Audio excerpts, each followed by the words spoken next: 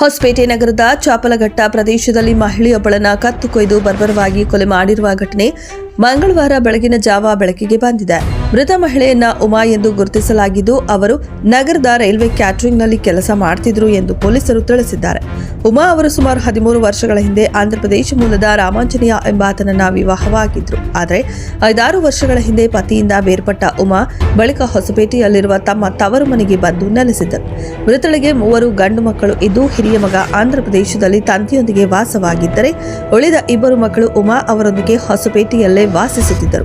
ಪೊಲೀಸರ ಪ್ರಾಥಮಿಕ ತನಿಖೆಯ ಪ್ರಕಾರ ಉಮಾ ಅವರು ಯುವಕನೊಬ್ಬರೊಂದಿಗೆ ಅಕ್ರಮ ಸಂಬಂಧ ಹೊಂದಿದ್ರು ಎನ್ನಲಾಗಿದ್ದು, ಇದೇ ವಿಚಾರ ಕೊಲೆಗೆ ಕಾರಣವಾಗಿರಬಹುದು ಎಂದು ಶಂಕಿಸಲಾಗಿದೆ.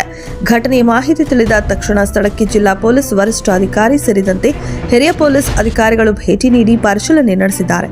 ಪ್ರಕರಣ ದಾಖಲಿಸಿಕೊಂಡಿರುವ ಪೊಲೀಸರು ಆರೋಪಿಗಳ ಪತ್ತೆಗೆ ಮುಂದಾಗಿದ್ದು, ತನಿಖೆ ಮುಂದುವರೆದಿದೆ.